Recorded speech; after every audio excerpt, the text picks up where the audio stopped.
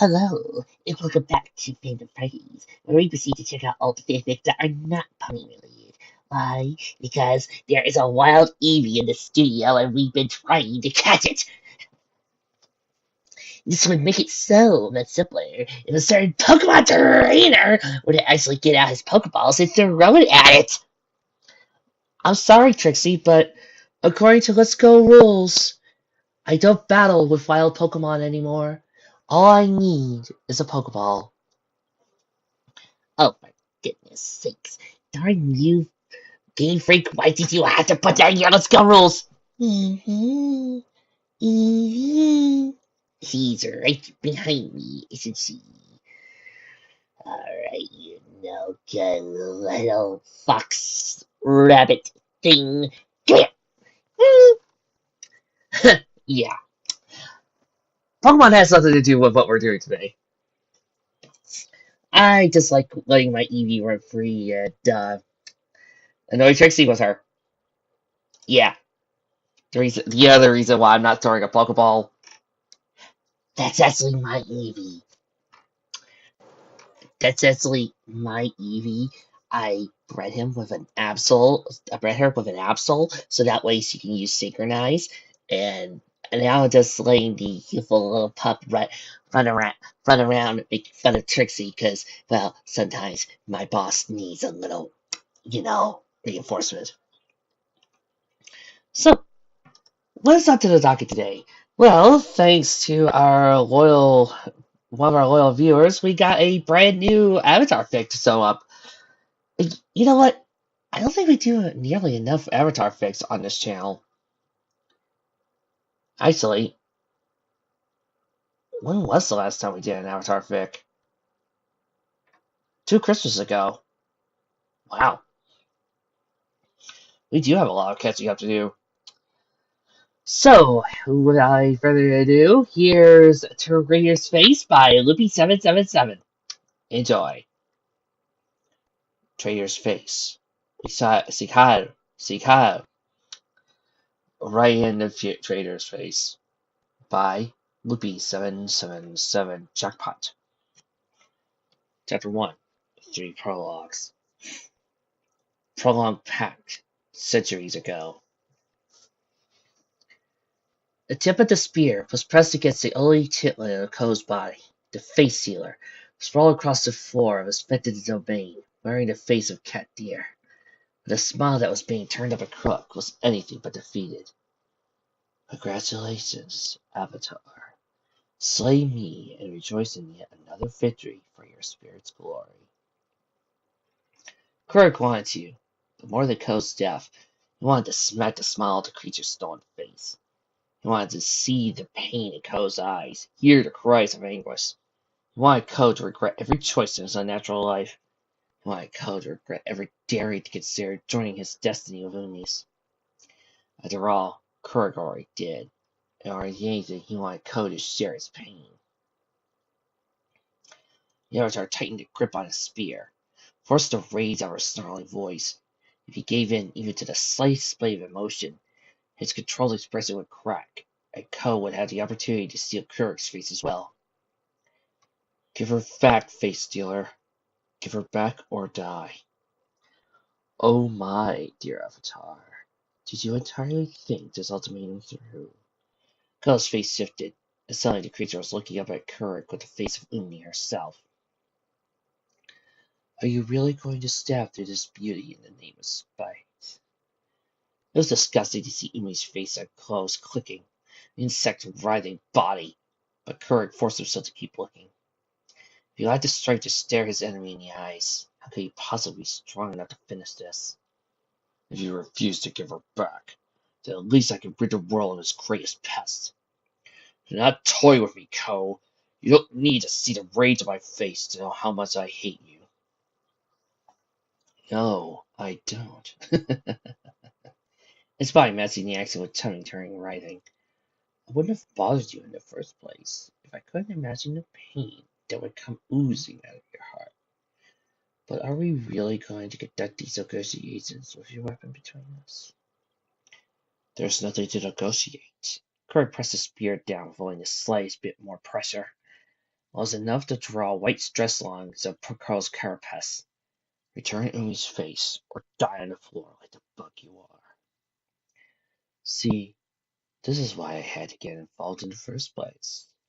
The only mask for your utter laziness when it comes to your job is your obsession with proving yourself through these tiresome displays of watertight masculinity.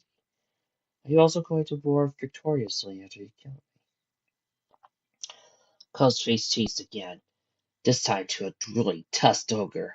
Let me spell it out for you, just to save us time. What do you think will happen to my faces if I were to die? Kurt's stomach flip. It was all he could do to keep the sickened sensation from showing on his face. Ko grinned with the ogre's vision, slicing his own lips on the tusk protruding from his mouth. Kill me, and the faces die with me. The faces, the spirits of everyone they represent, will shrivel and cease to be. There will be no reincarnation for you, Yumi. That's the terrible ripping sensation. And then nothing. Ko winked. She'll know you made that choice. She's watching right now. Say hello if you want. Kirk's hands had grown numb. He heard more than felt the spirit tremble out of his grasp to the floor of the cave. Lumi's spirit destroyed, never to reincarnate, nothingness. As the Avatar, with conditional access to the knowledge and experience of all his past lives, the very thought chilled Kirk to his bones. Lumi would be free of Ko's control, but was that worth being ripped free of the life cycle of the universe itself? Be blinded to the essence of all? To just stop? Ko rose from the floor of the cabin and curled so his face now might have been a human painted like theatrical no mask right in front of Kirk. By all means, take the time to think about it. I'll be here. If you decide you want to kill me after all, I'll warn you not to expect a very nice welcome. But then I didn't exactly give you one this time. There's a crackling at Tilton. The Ko moved to twirl around the cavern like a restless worm. Since you've been so reasonable about this, I'll give you a boon. It's not like I enjoy stealing what you find most, or punishing you for the downright of duty, or all that childishly aggressive behavior you enjoyed so much. The look of terror on dear Umi's face was quite hard to see. Believe me. He turned and grinned. You could tell by the sincere look on my face. There was emotion, and a staring man with an eye patch, long curling mustache, and a gold tooth shifted into view. Rage bubbled in Kirk's heart again. He felt the muscles in his lip tightening with the beginning of a snarl. Time slowed. It seemed like to him he had a choice. He could choose right now to join his beloved in Ko's collection. He'd be together forever. Even that existence was a torment. Only the thought of associating with such horror with Umi kept him from giving in that moment. At least if he lived, he could remember her as she was, before he, Kirk, before he killed her. Kirk turned and hurried out of the cave. He heard Ko's voice echoing out from behind him through the cave. Oh, did you not want to request a boon? Well, that's okay. We can defer it. I'll even make it official. I swear on the love of my mother that I owe you what you humans call a favor. What's done is done. But if at any point you need my services, I'll do as you ask. Just so it's not personal, being it stealing a face for you, or retrieving someone from the fog of lost souls, or even getting something like one of the flowers from the center of Iblis's vortex. I'll be there for you, Avatar, until the end of time. Kurg was running by the time he emerged in the cave, fleeing that voice into failure. Beneath him, the senses of the spirit world responded to Kurg's anguish. Despite his rock-like appearance, turning like the seas north in summertime, Kurg stumbled and fell, crashing painfully only a moment after his own tears splashed the ground. He could have saved Umi, but he failed because he couldn't let go of her. He couldn't let go. Prologue, the choice. Decades ago. The sun was rising, and the humidity was climbing. Throughout the royal palace, Servants were finishing the work that had kept them throughout the night. Fire Lord Azulon was pleased with the start of the day, and had expectations that the rest would be equally acceptable. If not, people would die, of course. But it had been a while since he had needed to give an order like that. Azulon's first order of business, according to his checklist, was to wish his son a glorious life anniversary. He found Iroh in his palace's world art, as was common these days, staring up at the map of the world that hung on the far wall. It was a good map, expressing the truth of the world, rather than mere geographical accuracies. The Fire Nation was depicted as being equal in size to the Earth Kingdom, while the tribal infestations at the poles were minimized to the point of blending into the border decorations. A disturbing amount of the Earth Kingdom continent was still shaded in green. But Azulon and his armies were actively working to fix that. He had no doubt that Ba Sing Se would be no more in a decade. Well, give it or take or a few decades. With luck, by the time Iroh had offspring of his own, the idea of a world not completely ruled by a Fire Nation would be a dusty thing existing only in the history books. Zolon stepped over to his son and put his hand on the young man's shoulder. He had to reach down to do so, as his son had the short, stocky build of his mother, but he could feel solid muscles resting ready beneath Iroh's silk robes. Have you made your choice? Good morning, father. Iroh turned and offered one of the smiles that the people of the capital found so smile. You ask an interesting question. Have I made my choice? Well, that depends on what our choice actually is. Has the choice been made if there was still second thoughts? Then surely any great leader must be capable of making a choice. For all great leaders always must keep the consistencies in mind, and adjust their thinking when surprises come up. However, the great military philosophers throughout Fire Nation history all agreed that no plan survives contact with an enemy.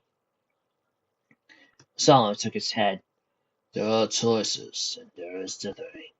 Unexpected consequences will arise from any choice, but then it is time for new choices, not endless extermination of choices already made. Leave that to the historians. Leaders only look to the future, and the greatest of them change the world the very direction they may take. Iroh dipped his head. As ever, father, you cut straight to the point. To answer your question then, I do seem to have made my choice. He up to the map. Although the lands of the Earth Kingdom offer the greatest chances for victory, I find myself intrigued by the lands and seas we have let slip from our attentions. But our culture has always fascinated me, and I wonder what secrets they keep to themselves. Yusulan frowned at the reminder. That was why he liked this map. It was focused in the nascent Fire Earth Kingdom. They keep nothing to themselves but barbarian ways in the new Avatar. Their waterbenders will be purged, and the Avatar will be found. If a new one was truly born after my father's purge, then they could be left to rot in the snow. A new thought occurred to him, hunting his heart. Perhaps we will declare the poles to be playgrounds for our hunters, so they can make sport of stalking and slaying the barbarians on their own land. Zuhan looked over at Iroh. His son shrugged in response. And that is your worst, father. But I think your advisors underestimate the strength of that foe. Our excursions to the north have all been turned aside, and from what I read in the reports, the threat will require more resources than we have to spare. Let me practice my Tai Shou game against the northern barbarians, and if I succeed there before Ba Sing Se falls, then I will apply my sovereign wits to the Earth Kingdom. So your choice is the Navy, then, over the Army. Zhuang sighed. Very well, Prince Iroh. No, Admiral Iroh. It will be as you say. Iroh clapped his hands, and at least one of those hugs his mother had taught him to value. But Zhuang endured it, to pull his son away from the map. Come, your celebration will be starting soon. When the choice of your career is settled, you will now have to pick between smoked meats or the melons for your breakfast. As long as There was plenty of tea. That choice cannot fail to be a happy one. How long have you been waiting to practice your Mako voice? Way too long, Trix. Way too long. Trix! There's the Trixie! Woo! Hey, you already stop that! Yes, I named her Trunks. My embryo is Bulma. My absol is Vegeta. It was a lonely place to be a lemur. This one could remember a time when there had been other lemurs. Similar beings to this one who ate and played and slept and flew. They chased bugs, scoured the place for fruits, and amused themselves. For as long as this one knew. Then, that one had stopped moving. It was troubling not to have that one as part of the group anymore. What worse was when another that one stopped moving as well. Then the colds came. A worse cold than this one had ever seen. All at once the nest of the crag from around the way had all frozen stopped moving. Then the danger started happening and the sun went down. That one had been caught outside. This morning she could not be found. That one's meat had stopped eating. Then he stopped moving as well. It was not long before this one was the only one left. This one was left with nothing to do but to survive and explore. This was scary to explore, since he had nothing to go and far too less to find himself caught outside the danger after the sun went down. But this one needed more time than seeing old places, now that there was no one else. Then one day, this one found a new hole to crawl through, followed it to the mountain. It was dark, but there were some nice spiders to eat. At the end of the tunnel was a massive cave big enough for fly playing. This one flopped and looped around the cavern, enjoying the echoes of the snapping his wings made. The only other things in the big room were standing stones, as tall as this one's in each one unique. Most of them lined up with a path that spiraled to the cavern's walls, while some stood on the floor like a crowd. This one decided to investigate further. Slipped down on a standing stone at the very center of his face. Felt as something this one could not comprehend through his body, as soon as his arms and legs grasped the walk. Oh yes, I remember now. New memories had nothing to do with lemurs. Well, mostly. Chapter 2. The Harris and the Iceberg. Water, earth, fire, air. These are the four elements, the most basic components of the physical world. Everything is either an expression of one of these elements or a mix of them. Life combines all four. From the lowliest bug to the greatest king, all are composed of the same ingredients. From these elements come life, and when life is done, it is to another mixture of these elements that it returns. Life also commands the elements. For though these elements are the stuff of the physical world, life exists beyond the physical. Life taps into something greater, far more dangerous. It is the duty of the Avatar, whose origins are lost in legends, to be the bridge between the physical and greater something. While all life is bound by the reincarnation cycle, the Avatar alone has access to the power and knowledge of previous lives. Thus, it falls to the Avatar to take responsibility for the past and future of all humankind. When the Avatar fails in his duty, the entire world suffers. Nature falls out of balance. Things other than the elements intrude on the world. That's just the beginning of troubles. Avatar Aang knew nothing of peace, a state beyond suffering. The place he occupied was no void. There was no physical sensation, no touch of time. His senses were filled to the point of gorging. There was light, and there was a soft, comforting warmth. There was fresh air, the air at the highest peak of Axis Mundi, the spot where the sky met the earth. Aang was feeling the purest expression of the energy of life. It sustained him with the water melting mountain snows. The harmonic ringing of this world sang to him like a lullaby that kept him in a perpetual half-sleep, a drowsy state where he could see clear to the end of his own existence. It was enough to sustain him forever. It was life itself. Yet the horizons of existence were so close. In his dreaming, he imagined he was poised to fall over the edge. Mine knew nothing but boredom, a state smack dab in the middle of suffering. She only wished she could say that that was a new state of affairs. But she couldn't, because it wasn't. She was spending another day alone in her cabin, sprawled as much as she could on the top of her bed, without her feet dangling out the end. She would have been doing this even if she was home in the Fire Nation. But one critical thing was missing. Back home, the walls and furniture would have been vulnerable to the knives, blades, and needles she always wore underneath her clothes.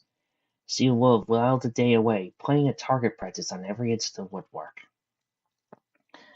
The ship, though, was made of metal, and all the ships in the Fire Navy were made of metal. So the walls of the room were plates of metal that had been bolted together to form a cage that might as well have been made of the physical manifestation of boredom itself. She had tried throwing her knives at walls back on the first day of the voyage, but that does produce an unpleasant clanking sound and the need to actually bend over to retrieve her weapon. Maya was just reconsidering the entertainment value of such effort when the ship's engines cut out. The new silence was almost maddening. After living with a constant mechanical thrumming during the whole voyage across the coast of the colonial continent, it wasn't that Maya liked the noise. On the contrary, noise was her chief complaint about the giant leaks her parents insisted was her little brother. Something about the constant rattling of the ship had helped drive away her seasickness. No such relief now. The only motion was the bobbing of the ship of the waves, an unpleasant reminder of the ocean's vastness. Maya sighed, and forced herself to crawl out of bed and throw on a fur-lined cloak. At least the deck around would offer a bed of unpleasantly frigid fresh air, and the seasickness got worse. The resulting mess wouldn't be in fouling up her room, or cabin, or whatever they called it. The sky was dark when Maya emerged outside, of course. It has been as dark as night for 3 solid days now. Ever since they had passed the southern seas, from what our pilots had said, it will remain so for months yet. At least here in the sea, the moon and stars provided some light. And once they reached the South Pole, even that much would be lost in the fury of the storms. Or she had been told. I wasn't sure how she felt about the whole situation. She had always been on nighttime in shadows. An unshaded sky was boring. She elected to maintain a cautious disapproval until she could be bothered to think on the further matter. Taking her eyes off the sky, I saw that she wasn't alone on the deck. In fact, she was late to an impromptu party. The captain was up at the ship's bow, along with a number of her crew. They weren't wearing their armor, and no one was holding any weapons. So I figured it wasn't any danger, as if anything represented a danger to the crew was necessarily beyond her own ability to handle. It was a good thing to establish. Silently gliding across the deck, I was soon standing directly behind the captain. Drawing herself up like the noble heiress she expected to be, she drawled, "What now?" The captain showed surprise. It was almost amusing.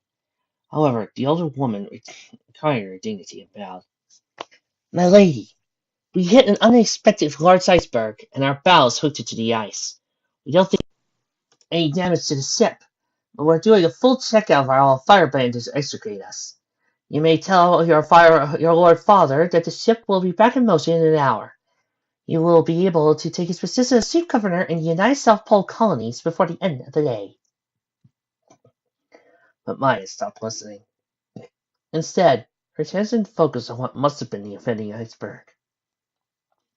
Star beds at the bow was indeed jammed into the thing, and the plank had been set up leading down to the main ice body, where a number of firebenders were applying flames to the problem. Maya eyed the iceberg. She was no expert on chunks of ice. She didn't think they were supposed to be perfectly spherical and glowing blue. That was interesting.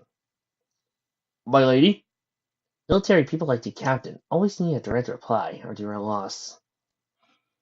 My dear glanced back at her. "I'll tell my fire later. I'm going to see the glowing ice ball." My lady, we're not sure about structural integrity. It's bound to be colder over there. I've been charged with protection of your family during this voyage." Whatever, I'm bored. I'm lying on my feet, and I don't think it's getting colder. Your objections are overruled by my authority as the weapon of the Fire Nation. She stepped out onto the plank without even looking back at the stuffy woman. He moved briskly towards the strange little ice feature. Something like a flat platform of ice surrounded the towering spear, and all 5 of the firebenders were lined up in front of it, moving in unison what looked like to be a simple bending drill.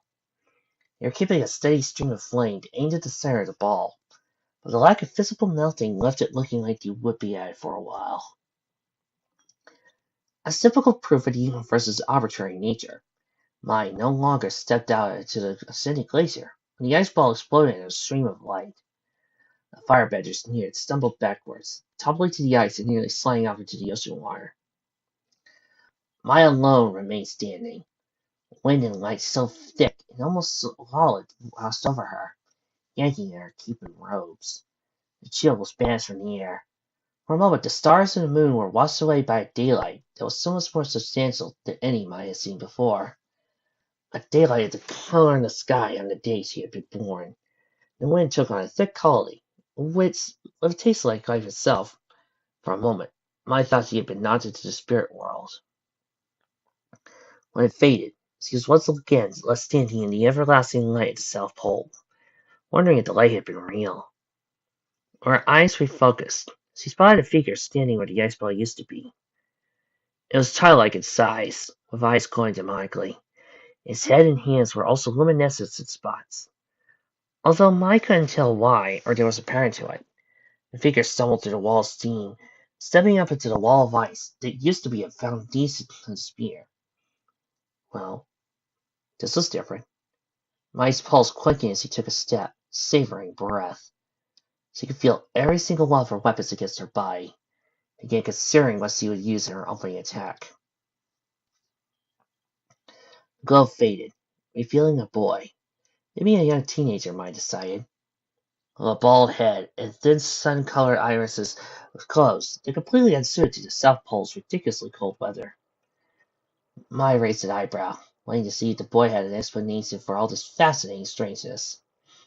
Or he would just cut to the fun part of the attack. He closed his eyes and fell down off the wall, tumbled across the ice, and crumbled to a heap at their feet, no longer glowing. Well, so much for that. Mai leaned over, reaching out an arm from her heavy cape, poked the boy a few times in the head. The spots that had been glowing were some kind of tattoos, in the shape of large arrows. Why did that sound familiar? The boy's eyes opened, and he looked her up in her face. He must have been hilarious, because his only response was a quizzical scowl and an expression of awe. So a spirit came down from the heavens to take him to the happy land of fruit tarts. A small smile quirked his lips.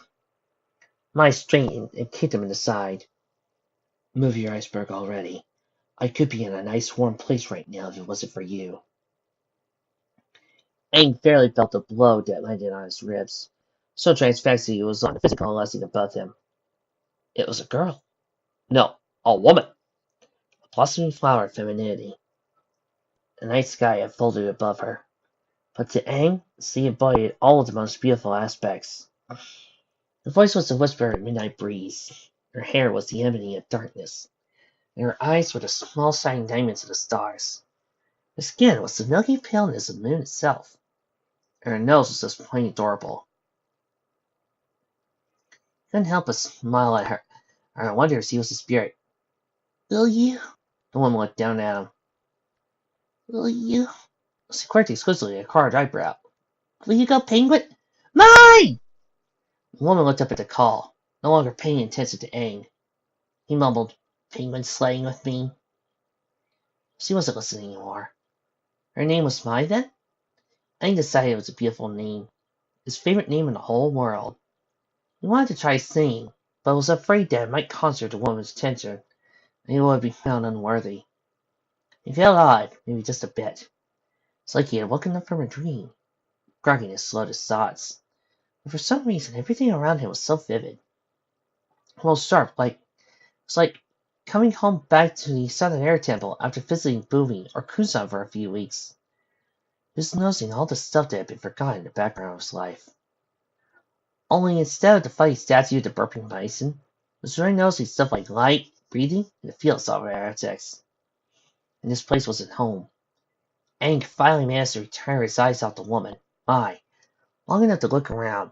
Ice, water, night sky, storm head on the horizon, more ice, more water, some more ice. Well, looks like he got into the South Pole after all. Oh, and there was a ship. A big metal ship. There was something new. Aang wondered how it was able to float. Orbiting, maybe? So the people running down the ship's ramps didn't look like Water Tribe. They were definitely Fire Nation. All the red on their clothes and armor was a big giveaway. Not to mention the top knots. And their robes and cloaks were high-class stuff they wore at Capital Island. I listened as the guy who seemed to be in charge stumbled across the ice over to Mai. Beautiful, beautiful Mai. Mai waited patiently while Father scooted across the ice to where she and the strange demon boy were hanging out. She let him speak first. Mai, what are you doing out here? Who is this boy? Yes, he would ask the obvious questions. She went down where the kid was lying in the snow and ice. He smiled up at her, the kind of smile she had always associated with drunks and bovines. She laid back up. I came to look at the glowy ice ball, and as far as I can tell, the boy is some kind of especially tough spirit. Shouldn't he be freezing to death? That's when the boy finally spoke. I'm fine. I know a breathing technique that keeps you warm. It's not hard. Well, that was interesting. I knew that such a fire-breathing technique existed. Prince Lucian had demonstrated something like that before he and his father went off to war together. However, the prince claimed that very few firebenders were capable of it, though he was always something of a braggart, in my opinion. And he actually exhaled a visible flame when he did it. This kid looked like he was just breathing normally. Then he moved, kicking his feet in an undulating motion, deflecting his body into the air, and landed with him standing up. I blinked with confusion. She could do something similar. Well, it was a that snappy kind of motion. This kid did, though, slower. It almost looked like he had been floating. Hi, he said. My name's Aang. Rather than confronting his straightness, Mai turned back to her father. His name is Aang. You can take over the investigation from here, right? Father blinked stupidly. Yes, thank you, Mai. Aang, who are you? How did you come out in this? Mai watched his Aang looked around.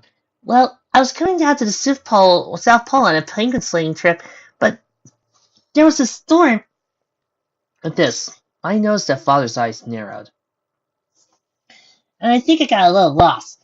I got here on my sky bison, of course. Where's Appa? Appa! Appa! The kid turned back to the remnants of his little ice egg and ran over enough swiftness to kick up a breeze. Mai's case snapped, and she hugged herself from warmth.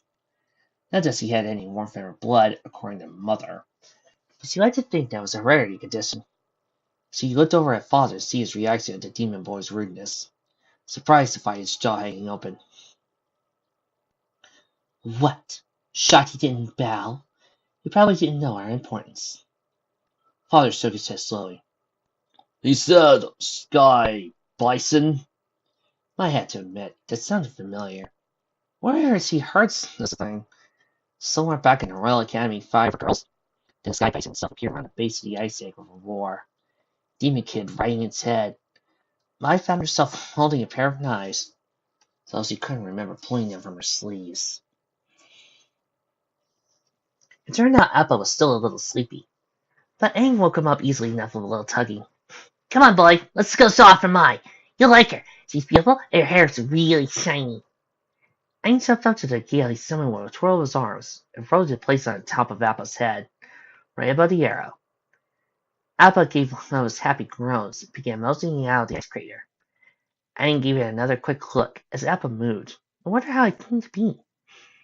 Last he remembered, it was storming hard, and he and Appa had crashed into the ocean. How did they get up here on this iceberg? And how did the ice end up curving around like that? It had probably something to do with the rain and heavy storm winds. Aang decided not to worry about it, and be grateful that the waves had washed him up on the safe haven like this. Fire Nation people, including Mai, came into view again as Appa routed the ice wall, and Aang waved. This is Alpha. Everyone say hi. Mm. Alpha bellowed a greeting like the friendly bison he was.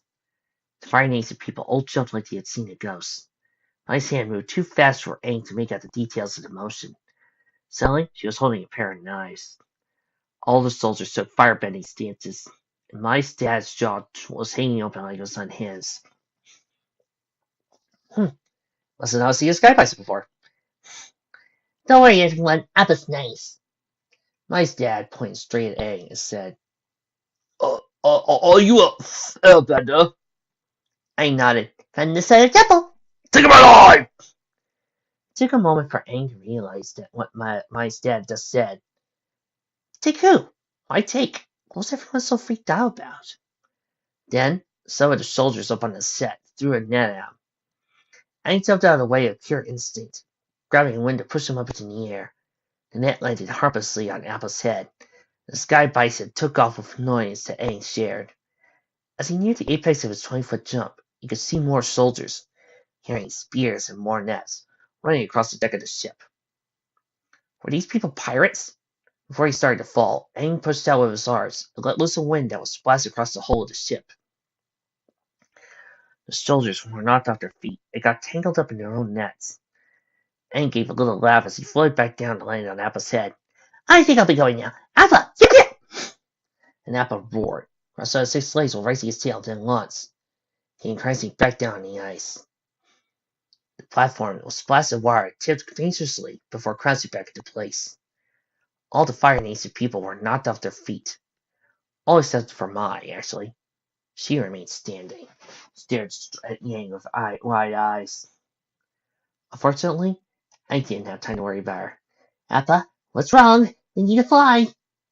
Aang, of course, could fly away as choir. He wasn't about to leave Appa with a bunch of fire pirates. Appa groaned and laid down on the ice. He must have been tired. Aang also felt a kind of fatigue in his own body now that he thought about it.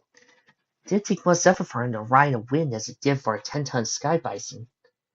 Appa wasn't going anywhere unless he swam, and sky bison were far from the fastest swimmers around. He had no choice.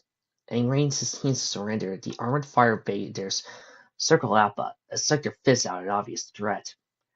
Another net was thrown, and Aang let this one land right on top of him. He could feel it weighing him down with more heaviness than this rope would have.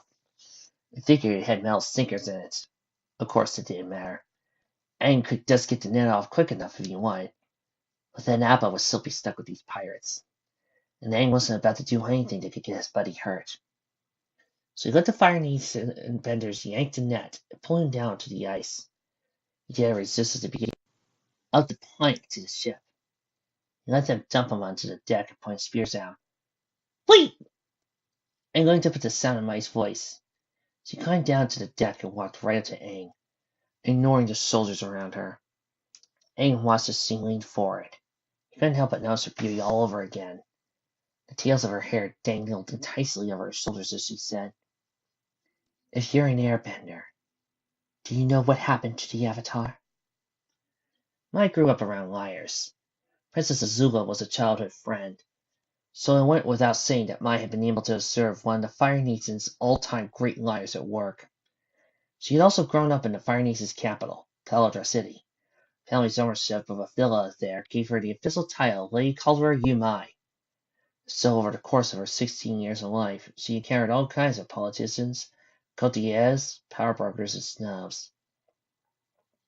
Mai was still a little girl when the lies became so transparent to her they were boring. But that didn't mean she still couldn't recognize him. As Mai waited for information about the Avatar, Aang looked away from her and said, He stopped, scrolled his features to match what he wanted to say, and then stammered.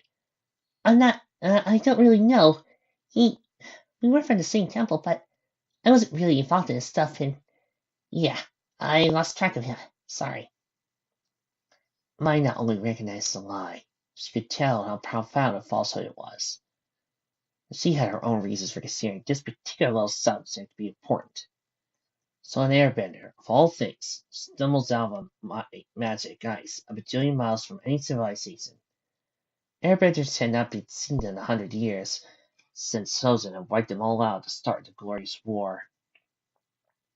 His particular airbender possessed so strong ties to, or knowledge of the Avatar, and wanted to hide that fact.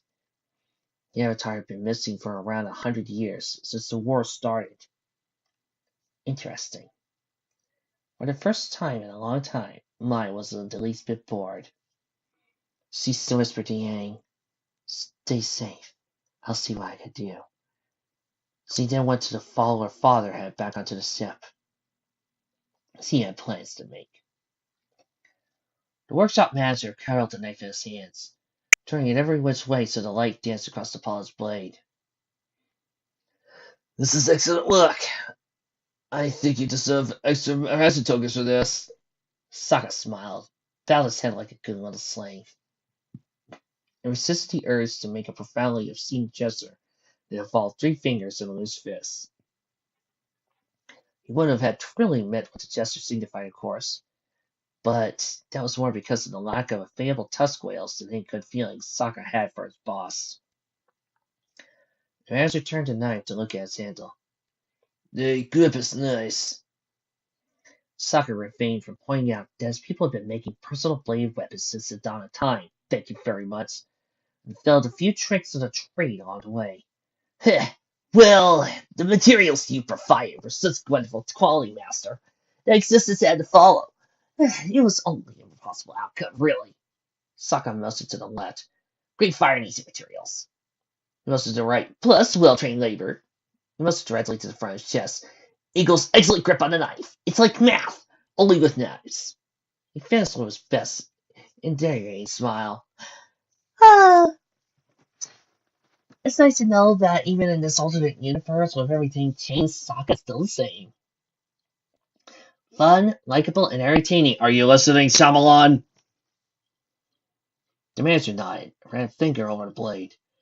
The commander specified that this knife should be suitable for throwing. Sokka bobbed his head up and down like a penguin. Yes, sir. I made sure it was perfectly balanced. Balanced, eh? And how should it be balanced? I want to check it. Sokka wanted to demonstrate by way of taking the knife back and throwing it in the manager's face. The sight wouldn't be worth the trouble. Or the mess, probably. It's right in the center, Master. I also made sure the weapon was properly weighted. Too light, it'll be like throwing a handful of snow, you know? Of course. The master nodded like he knew any of that. He held out a finger and laid the blade flat across it. Sure enough, it bounced right at the center point, a short length above the hilt. It's all very nicely done, Sokka. Tell you what, the other lab helpers have been pretty lazy lately. I'll give you 2 extra token rations. Hopefully, the others will realize the benefits of serving the Fire Nation well. Oh, thank you greatly, Master. You're oh so wonderful to me. It's a reward by itself to work here in the lab. I'll still take the tokens, so that way the others can see the rewards that loyal service will bring, of course. I am so profoundly grateful he chose me to be the lesser of people to work with the White Goat. Oh, I'm sorry, Platinum Medal. He was such an inspiration all on his own.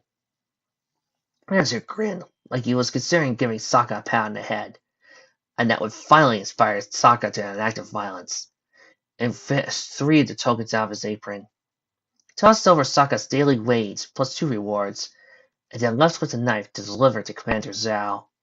So Sokka was left alone after hours in the South Pole Mining Colony's Research and Development Lab with the price of selling his life to the Fire Nation. He wanted to rage. He wanted to curse.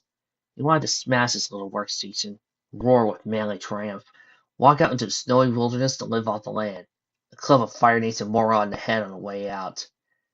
The last part was just for the fun of it. But he had long practice not doing any of that, letting the cold of the longest night settle inside of him. So he decided to keep living like he was dead. Nothing would change if he rebelled in any way, except maybe he would die. Getting himself killed wasn't exactly the kind of change he was hoping to effect. Sure, he could probably take the manager, or one of the other folk eggheads who worked in the mine's lab, but what if he tried that against a soldier? It's not like he had any real fighting training. Sokka sighed and got to move on.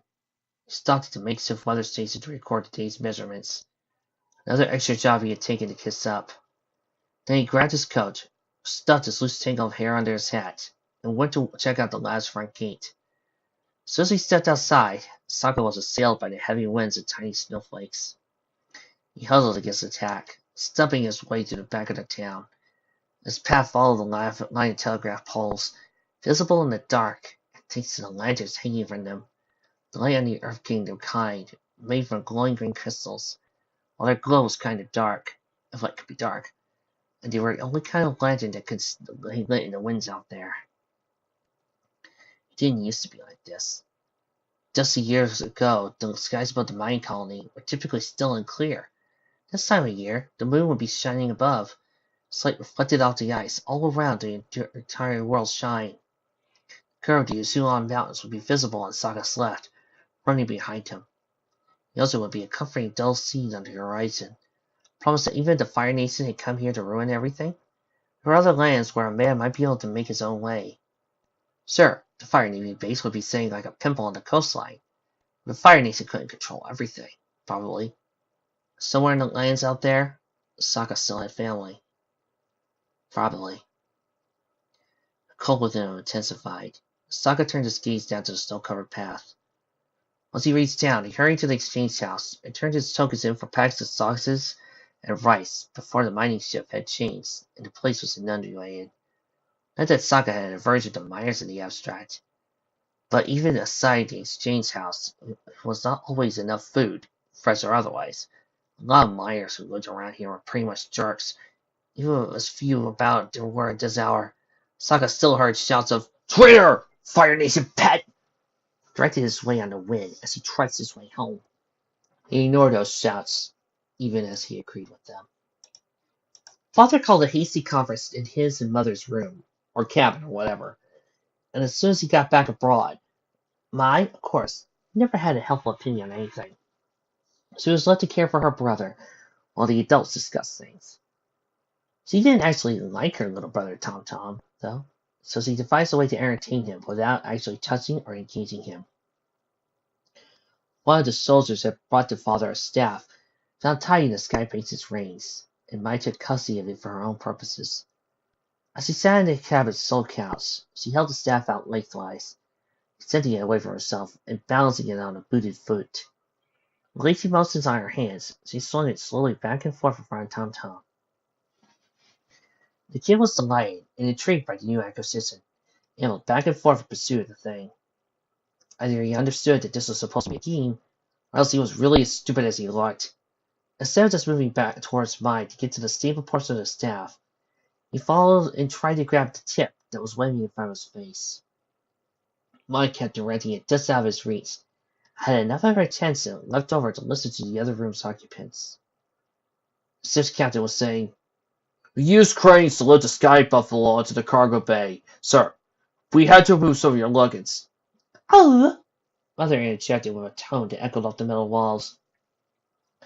I hope your soldiers didn't scratch anything. Some of those furniture pieces are antiques for my father. "We were very careful, my lady." The captain turned her back to father and crossed her hands behind her back. The boy himself has been locked in the brig. We are taking him with us to the colony. We'll arrange to have a prisoner transfer. Father stroked his beard. "Let's see if you follow my reasoning, Captain. Sir, The boy said he was caught in the storm. The whole reason I've been dispatched to these water tribe colonies is to oversee the matter of dealing with the mysterious storms that are increasingly plaguing the mining operations. According to the locals, the storms are limited to the South Pole itself, a relatively small area, but over the past few months it's expanded and moved to cover the entire South Pole colonies. And now we find this airbender boy trapped in unnatural ice. Clearly a lost group of airbenders, perhaps some of the Avatar himself, have caused this massive storm to destroy our mining colony. Since it's so important to our platinum visitors, maybe they're even a part of the conspiracy that's been causing all the other troubles throughout the world." Both Mother and Captain gasped, but Mai had to keep from snoring in amusement. It's the most paranoid thing she had ever heard from someone who wasn't Azula. "There's definitely a certain logic to it, sir," the captain said, while Mai rolled her eyes. "What are you planning on doing about it?" "We'll have to see what the boy knows. We don't have time and facilities for a proper interrogation. I was certainly in the Navy base, the commander there. His name was, Commander Zhao, sir. He's known as an ambitious sort, so I'm certain he'll be keen to follow any lead." "Excellent. It looks like we solved the problem of the stores before we even arrived. Ho ho ho ho ho." Father Barker laughed, and Mother continued began a round of applause. Maya resisted the urge to sigh. Instead, she slowly removed the staff, letting Tom brush his fingers against the wooden shaft, and tipped it so it sprung above his reach. Tom turned to look at her with an expression of betrayal evident on his chubby face. He proceeded to try to jump high enough to reach his prize. Maya ignored him. She had her own suspicions about Aang, or rather the boy. She was right, and the boy was the Avatar. He was the ultimate prize. Once Father and this Commander Zhao knew what they had, he'd be quick to send word back to the Fire Capital. For such a prize, the Fire Lord would reward even the poorest peasant with position in the Fire Court itself, at the very least. Sulong's old obsession was well known, after all, and perhaps the boy really was responsible for the magic storm thing that Father was supposed to deal with. He might be keen to saving the mining colony, and all that platinum that the Fire Nation so desperately wanted. But Mai knew the only one person in the entire world who needed to be the one to find the Avatar. The sooner the better. For everyone else, the ensuing reward would be mere profit. But for this person, it was nothing but the most basic need. Ah! So Zuko still has problems. What? Just putting money in Zuko. I mean, it's Mai. This guy is a Mai Zuko fan. Good choice. It's gotta be Zuko. I mean, Katara's right now MIA. We don't know how Toph's doing. So the one that he's most likely thinking is Zuko. Need to go home. See? I looked and saw Tom getting frustrated with his jumping, shaking his tiny fist with each jump. On his next leap, she suddenly tipped the staff so it just passed his reach as his hands clenched shut. Tom wound in possession of a carved, neat staff. A light exploded on his face. He turned to Mai, laughed, and stuck his tongue out at her, never realizing that she had been the source of his victory. Mai suppressed a smirk. The planning thing wasn't so hard after all. Now she just needed to figure out how she was actually going to do this thing she wanted to do. Mai sighed, while Father and Mother poured drinks to celebrate the grand function. Gran! I'm home! Sokka's call resonated through all three rooms of the ugly boxy house, bouncing off the artificial stone walls. No sooner did the echoes come back to him, Sokka really wanted to learn how echoes worked someday, than he was mobbed by his 5 little roommates. Yay! Sokka's back! That was the oldest, Sheila, the girl with the muddy yellow eyes. Ying! Was the youngest, Nekin, the kid with skin as white and delicate as new ice. Did you bring turkey? That was Quenya, the boy who never wore gloves outside, but always had warm hands. Your boots are getting sets on the floor. That was Ciel, the girl who always shivered. Can I have your hat? That was Slim, the boy whose eyes glittered like the purest glow, and also had a delicate nose, just like the administrator of the Insane's house. Sokka tried his best to make his way to the kitchen, and the warmth of the coal boiling stove there. As a chance of locomotion, were hamstered by the cluster of mongrels, aged 4 to 8, that seemed to have staked out his legs at the new base of operations. Yeah, I'm back from work. It only happens every day, so let's throw a party. Hey, be careful where you step. There's it down! Sokka tried hopping the rest of the way, but the kids around him don't longer seemed interested in supporting his weight. They went down with their suddenness that made him lose track of his groceries, until they reappeared by landing on his head. The bags of rice landed first with all their weight, then the links of sausages sprinkled around to dribble like cool, scrabbing scars. He still hadn't gotten himself off the floor when Gran came out of the room. Sokka, why are you wearing today's rations? Sokka thought about it. Gravity, mostly. Gran shuffled over to him, and the kids finally scooted back to the warmth of the stove. Sure, they respected Gran, but not the guy who brought them over dinner every day. Typical, really. Rudeness was in their blood.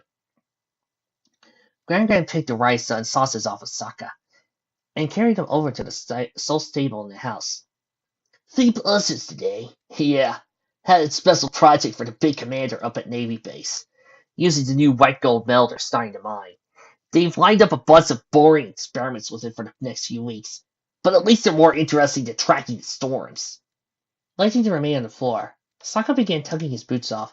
They're calling the metal platinum, actually. Not sure why it's a big deal. But he wanted a knife and a set of baby spoons made out of stuff.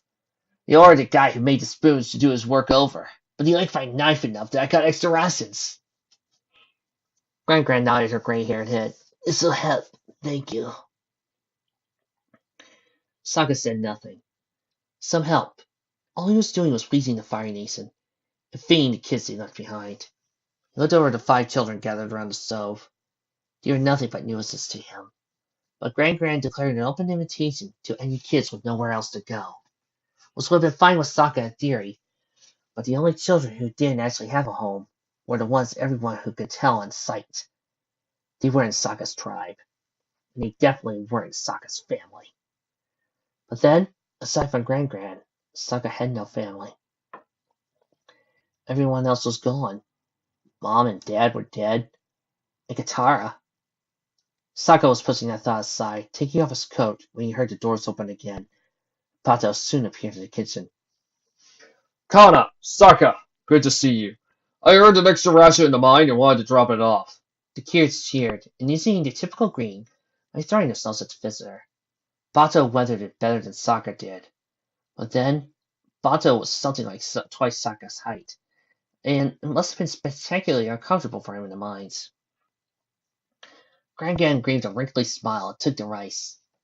Thank you. We always appreciate the help. Would you care to stay for dinner? Bato shook his head, and Sokka deflated. He liked Bato. Aside from how helpful he always was, Bato had always been a friend of Dad's. They had a lot of strange stories to tell about their adventures, like the time they stole a Fire Nation tug and went for a joyride. And Bato was one of the few miners who didn't give Sokka grief for working up at the lab. Whether that was because Bato wanted to ire his old pal Hakoda, or really didn't have a problem with Sokka's life choices, was a question that Sokka never wanted to answer. I've got to get home, Bato went on to say. The soldiers are calling a curfew, and if I don't get back in time, I'll have to sleep here until my next shift. Not that you don't keep a good house, Kana, but it's a little crowded here. Sokka felt his ears twitch with interest. Curfew? What for? The new governor's ship is pulling into port tonight. The base has sent out a tug already, and Sao is pulling together a big welcome. Apparently, they don't want us savages underfoot. Wait.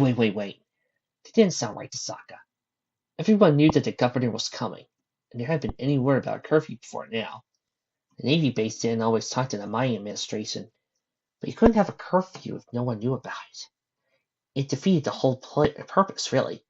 Otherwise, you have many mixing marine soldiers with Menis walking around. The cold felt weirdly resigned inside Sokka thought it a bit.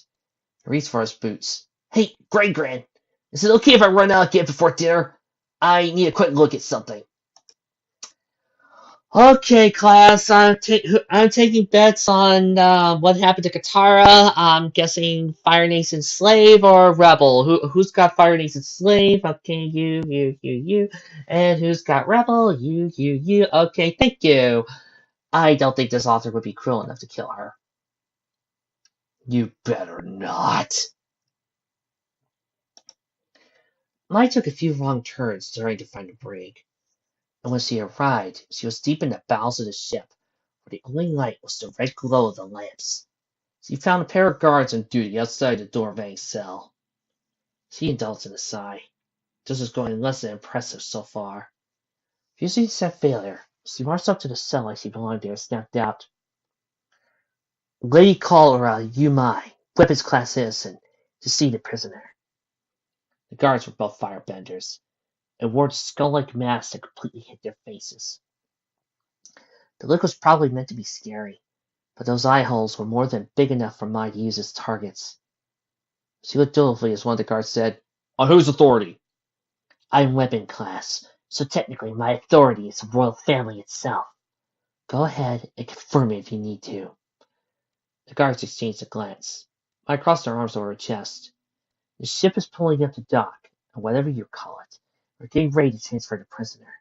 You can either drag him out kicking and screaming and tossing tornadoes, or I could talk to him and get him to cooperate. Your choice. But I heard that when an airbender screamed, it could go so loud they shatter your eardrums. Your armor will ring like a weaponized bell. One guard said, "What do you think?" The other shrugged to unravel his armor. "Yeah, let her have a few minutes. She'll just lie to her daddy otherwise, so we'll get a real info." I had to surprise a sort of amusement. Let them snark at what they thought was a spoiled daughter, so long as they gave her what she wanted. One of the guards took a firebending stance as so, while the other set about unlocking the door. It swung open with a clang, and Amos revealed sitting at the far end. His arms and legs were chained to the floor. I stepped aside, and the door shut behind her. "Please, what's going on?" Aang. The boy looked up at her, with wide gray eyes, and singed by the bloody light of the cell's lamp. "Why are you doing this to me?" I crossed her arms and leaned against the wall. "It's the craziest thing I've ever seen. You came out of the iceberg. You were going in there." "I'm in trouble for that?" "Not exactly." I wanted to toy with one of her knives, but she didn't dare show a weapon at this point. "It's something like out of the legend, and this legend is about a boy who survived in an iceberg for 100 years. The boy gave her a look like she was crazy. "It's impossible." "Just like going people are impossible." "Uh, I figured you're both Avatar magic, right?" The boy went still. "What do you mean?" "We know who you are." On impulse, she added, "Avatar Aang." His head drooped to his knees. "So you're taking me back to the Southern Air Temple?" I let out a horrifying breath. "There wouldn't be a point. There are no airbenders in the Southern Air Temple anymore." She pondered how to say the next part, but then decided to just go ahead and get it out there. "There are no airbenders, period. Fire Lord Sojin had them all killed 100 years ago. Fire Nation went to war with the world, and won." "No!" And he stood up suddenly, violating his chains and stretching into the full length. "There's no way. They couldn't help me." He must have seen Cynthia Mai's face, even though she was keeping completely still. He wilted where he stood, let the chains bend him like a willow tree. 100 years? 101, if you want to be exact. The war started when the Fire Nation used the power of Sojin's comet to attack the Air Nomads in the Earth Kingdom. The Water Tribes were later raided. The Southern Water Tribes were whittled down until they surrendered. The Northern Tribe was eventually conquered. The Earth Kingdom took the longest, with the capital and several major city-states preserving a pretty large chunk of land under their rule. But then, last year, 100 years after the war began, Sojin's comet returned, and the Fire Nation used the power to conquer the last of their enemies. I looked away from Aang, and her vision filled with memories from the quick tour her family made of the Fire Nation colonies. Before coming down to the South Pole, the entire continent that used to be the Earth Kingdom was under Fire Nation control now, and the administrators were quick to share the glory of the homeland's culture with all the new colonies. Some villages had been converted overnight, while others were allowed to eventually accept Fire Nation greatness of their own free will, so as long as they were content to remain second-class citizens. Military forces, soldiers, tanks, spies, and weapons were everywhere to maintain order in this delicate time. The most vivid thing that Mai had seen, though, were the vast streets of ash just stretched over the entire vista, representing where the last of the rebel cities had stood when the Comet King. Ba Sing Se was burned.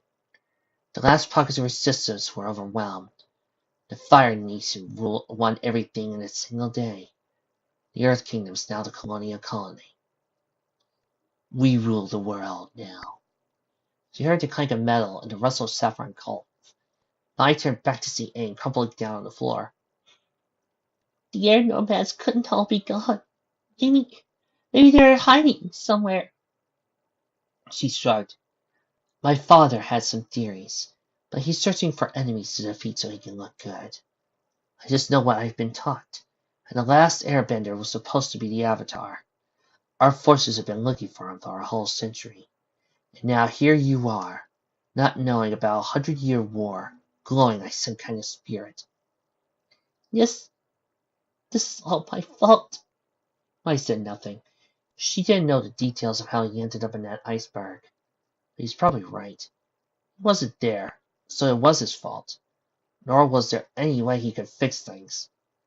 Avatar was supposedly a powerful bender, but he could hardly bring back Ba Sing Se with a wave of his hands, definitely not the people who died there. There was a sound of tapping on metal. Mai looked around the cell trying to find the source, worried mice might be scurrying around.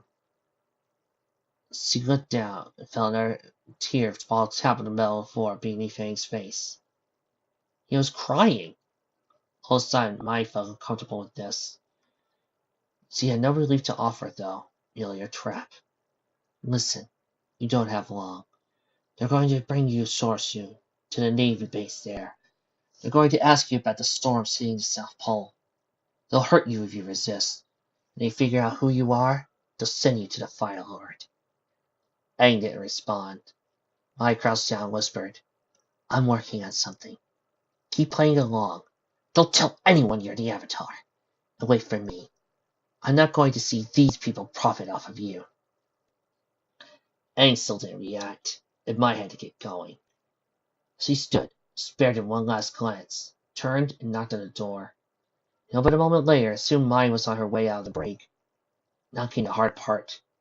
Getting word to the one person in the world who could figure this whole thing out. With Mai gone, Aang was left alone. Even when she had been here in the cell, he had been alone. He had been alone for 100 years.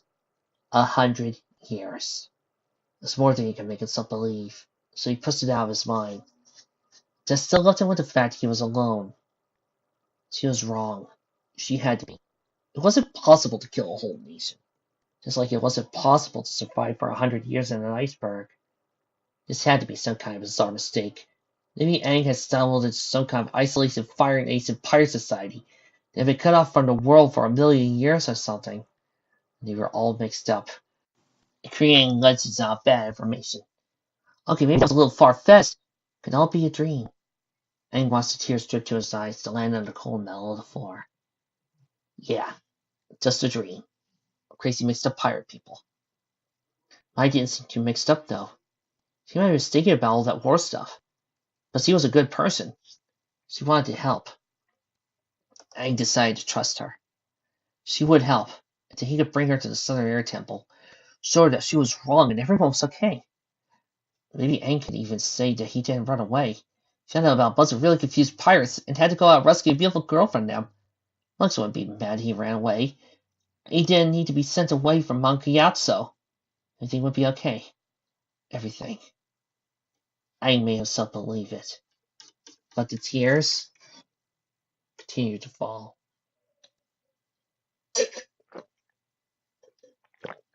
I think we're going to end it there. Review time. Oh, sweet Heavenly Celestia, this is going to be good. I'd like to thank Renegade for giving us this fic. And remember, I always take type of requests seriously, especially if I can find one to give a good preview of, and this is it. Granted, though, if it's a pony fic and you requested it and it's not completed, the chances of me doing it until with the story incomplete, not high on my list unless that story is done now. But for this, once again, Fandom Fridays, we're here to show off all the other fanfics that some fandoms don't get a chance to show off.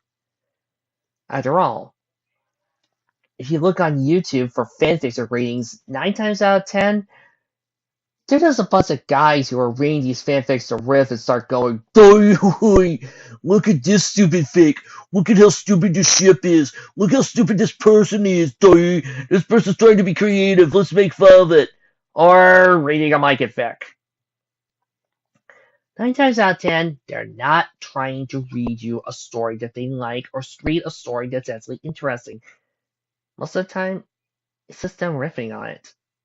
Punny fics are the ones that have the most reads.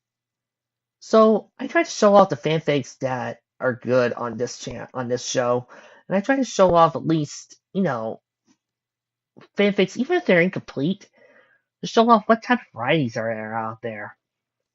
And I'm glad I did this. Avatar is such a wonderful, sprawling, fully complete world. And with the show done, both sides, there really is a lot to start thinking about of what would happen. What if Aang didn't meet Toph? What if Azula managed to get Aang? Or other variations of what might happen if something went wrong. And of course, with Avatar being such a complete world with such detailed history, we can take small little tidbits of the history and actually use that to help benefit the What If story. This is one of those benefits of actually working with a finished series. That's not the 80s. Which does bring me to a couple of things I was always curious about, actually. We know how the story goes now. We know about Aang, etc., and all that. So, this then begs the question. What would have happened if, say, someone other than Katara found Aang? What if Aang washed up ashore, say, the Earth Nation? What if Aang woke up alone? What if Zuko was there? All these questions spring to mind and allow you to explore exactly what if. After all, it was Katara's kindness and her motherliness that allowed Aang to mature and keep focused on in a horrible war scenario. So, the question is, what if Aang didn't have that? And I love that the story is actually pulling that off and allowing us to explore that idea. It's actually pretty nice. I also love that this author went one step beyond. By not just adding this entire one what if scenario like I was expecting, but instead asked the big question. What if the Fire Nation won? What if Aang didn't wake up exactly 100 years later, but 101? Right at the time when the Fire Nation had used Sosa's comet to basically burn it all to the ground and start again. What would happen then? What would the world be like? What would the different tribes be like? How would different scenarios play out? I love it for it because now this actually gives us a chance to explore those type of ideals and actually answer those type of questions. What would happen? What type of characters would be different? And I love these different avenues that the story is posing. And it's offering me a whole ton of questions like, what happened to Katara? Sokka left off with Katara, so I'm guessing she's either dead, rebel, or captured by the Fire Nation as currently Zuko's sex slave, or is currently letting her bloodbending techniques go, or she's working under Paku. One of the above. But it's not just letting us know about that with Sokka, but now I'm kind of curious into the rest of the story about the different other characters, like what happened to the Fire Nation tribes? Is Paku dead? What about Toph? Did her family basically say, I don't mind wearing a Fire Nation flag. You guys go and continue to rule over us. We'll greatly support you. Yay, team. What happened to Boomy in his city? Is it currently ash? Is it currently 5 feet underground? What about Suki and her girls? Are they alive? Are they dead? Did Baby Hope get born okay? What about the Earth King of Lear? Is he alive, dead, on the run? What about the bear? You mean Skunk Bear? No, I mean the bear. You mean the Walrus Bear? No, that's the bear. Yeah, Earth Basic Bossing Day is kind of weird. So many questions brought up about this. And what's even better about this whole entire alternate universe that this thing has proceeded to give us? Everybody's in character. Aang is still the upbeat, happy, cheerful child that we all know and love with, who's getting ready to have to face off against probably some of the worst horrors you could ever imagine. Sokka is still, well, cheerful, happy, and can make me laugh in the worst type of scenarios. Are you listening, Mr. Samanon? This is how you're supposed to portray Sokka.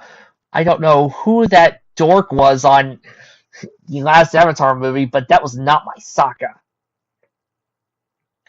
Seriously, did you even watch the show?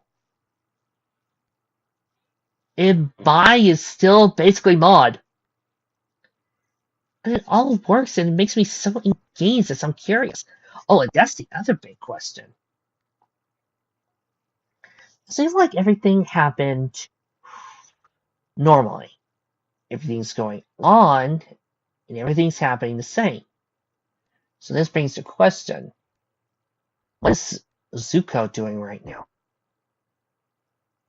Actually, the story seems to be, from what I'm guessing, from what I'm seeing thanks to that prologue at the beginning, it seems like the story is going for one of the nail in two different variations. And it's not just the context clues in the beginning where we find out that Iroh is not being a military army guy, but a navy commander. But there's also something else that Mai mentioned that makes me wonder. A certain name. She mentioned Prince Pailong. That's Iroh's son. The same son who died at the siege of Ba Sing Se. Which means he's alive. Now, the only reason why Fire Lord Osai came into power was because Iroh couldn't become a military leader anymore. He quit because of the death of his son. But now, it makes me wonder, is the Fire Lord even Osai anymore? Or is it Iroh? And if Iroh is okay with this whole entire burn it all to the ground plan that they use fire sources comet, or is it Fire Lord, or is it still Fire Lord Ozai and is Iroh dead? One has to wonder about the way this changes now, doesn't it? But that brings us to the biggest question.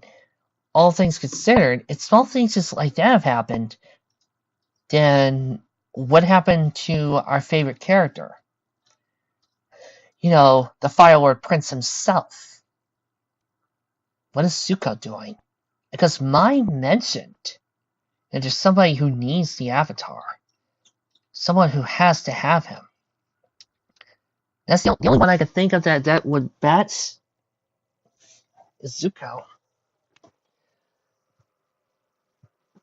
Grammar's great. The story flows perfectly.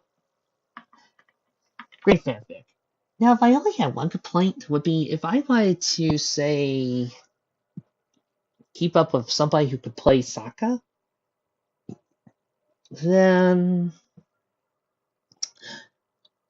I would probably add in Ty Lee at one point in the story. But it looks like we might still have Sokka show up. Oh, and Princess Yue. Oh, that's another thing I forgot. I think I should mention about this fact that I kind of enjoy.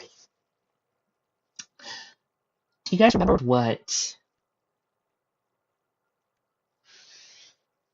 the what Aang's mentor said about what happens if Sojin's comet struck and Aang wasn't there to stop it? That he couldn't fix the balance. I like that this fic is taking that idea and basically going, okay, what if it happened? Aang didn't make it, and the Fire Nation took over the world. What would happen if? How would the balance be destroyed? It looks like we're seeing it in a big way. And it makes me curious about what's going to happen next. Well, one down, now there's more to go. I'll see you all next time.